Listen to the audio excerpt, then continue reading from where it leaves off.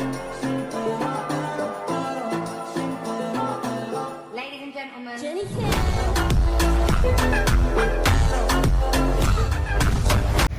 ආයිබෝන් ඉතින් ඔන්න මට සතුටුදායක දවසක් අද අලුත් බයික් එකක් ගත්තා. ඉතින් ඔයගොල්ලොත් එක ෂෙයා කරගන්න ඉදුණා. ඉතින් මම ගත්තේ Pulsar N160 ප්‍රීමියම් කියන බයික් එක. ඉතින් ඔයගොල්ලන්ට මම පොඩ්ඩක් පෙන්නන්නම් ෆීචර්ස් ටික මේකේ.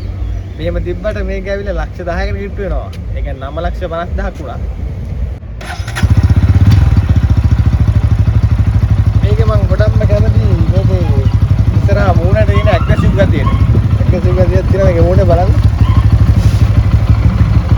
මේක ඇවිල්ලා 160cc එක. ඉතින් ඔක්කොම වෙනවා ඩිස්ප්ලේ එකේ මේක. ටයිම් එක. මේකම තියෙන හොඳ ෆීචර්ස් ටිකක් ඇවිල්ලා තියෙනවා.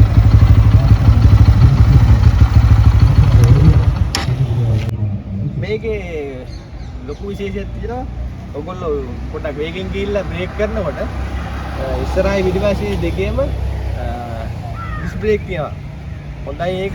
මේ හයියෙන් යන්නත් එපා. එහෙම ඒවා කියලා මේගොල්ලෝ කියලා තියෙනවා හොඳ බ්‍රේක් සිස්ටම් එකක් ඉස්සරහ පිටිපස්සේ දෙකේම තියෙනවා. ඒතකොට ටැංකිය ගැන කතා කරනවා නම් ලීටර් 14ක් පදිනවා ටැංකියට. එක ගත්තොත් නම් ඉතින් ගොඩක් කැමති ලුක් එකක්. ඉතින් මේක වුණා ලක්ෂ 9,50,000ක්. ඉතින් කොල්ලෙක් ගන්න ඉන්නවා නම් මම මේක කරන්නේ තවත් කොල්ලෙක් ගන්න ඉන්නවා නම් ආසාවක් තියෙනවා නම් ගන්න. බයික් එක හොඳයි. මේක ඇවිල්ලා N160 ප්‍රීමියම් එක. ප්‍රීමියම් එක තේනවා normal N160 එකක් තියෙනවා Pulsar එකේ. ප්‍රීමියම් එක ඇවිල්ලා ඉන්දියාවෙන් එන්නේ බයික් එක. එතකොට normal 160 එක ඇවිල්ලා ලංකාවේ assemble කරන එක. ඔන්න මචං ගොඩක් අය මම කියුවා බයික් එක කොහමද කියලා. ඉතින් බයික් එක හොඳයි. සවුලක් නැහැ.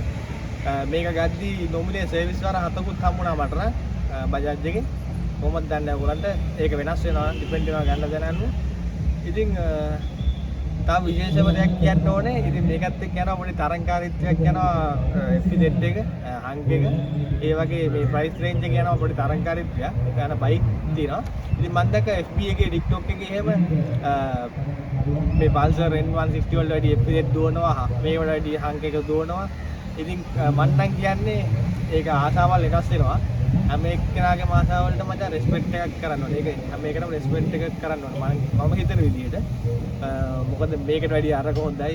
සමහරගේ FZ හොඳයි මේකට වැඩිය.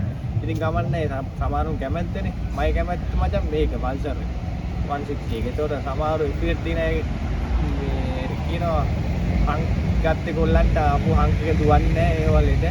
ඉතින් මම කියන්නේ ඒක වෙනස් වෙන හැමෝගෙම ආසාවල් අනුව.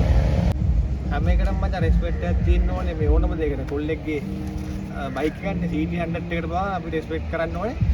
ඒක යන විදිය එකයි. ඒක මම දන්නේ මං හිතන විදිය. සමහරු අර බොරුවට බෙදිලා නිකන් බයික් වලටත් බෙදෙනවා අපේ කට්ටිය. මම කියන්නේ එහෙම බෙදෙන්න බෑ හැම තැනින්ම බෙදෙනවානේ. අපි ඔක්කොම මචං ඉතින් ශ්‍රී ලාංකික විදියට අනිත් එක්කෙනාගේ වාහනේට ගරු කරලා ඉතින් අපි තමන්ගේ වාහනේ තමන් පදින්න. ඉතින් ඒක තමයි මට කියන්න ඕනේ. එහෙනම් අපි දැන් මම යන්න ඕනේ බෙල්ලන්විල පන්සලට යන්න ඕනේ. බෙල්ලන්විල පන්සලේ ආවුරුම්වත් හම්බෙලා පොඩි ආශිර්වාදයක් අරගෙන. ඉතින් මම ඒ ටිකත් වීඩියෝ එකෙන් දාන්න. එහෙනම් අපි හම්බෙමු. සබ්බේ බුද්ධහා බලපත්තා පච්චේකානන්ත අම්බලං රහම්තානන්ත තේජේන රක්ඛං බලං සම්බුද්ධෝ සම්බුතියෝ විවංජන්තු සබ්බ රෝගෝ විනස්සතු නාතේ සම්පනායෝ සුඛී දීඝායුකෝ භවෝ භවතු සම්බ මංගලං රක්ඛං සම්බ දේවතා සබ්බ බුද්ධාන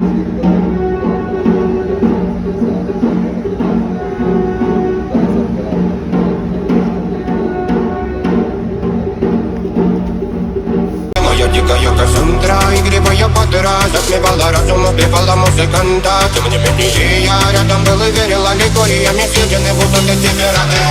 Мари политика, накормленные предавая я ты на сумке грядущей кидалами любима, как весна и толерантными родимыми, хранимо про запасы, угнетенными сердцами воспевалась биты базовыми. Пожаденных сил ломилась, умирать и плена, чего не давала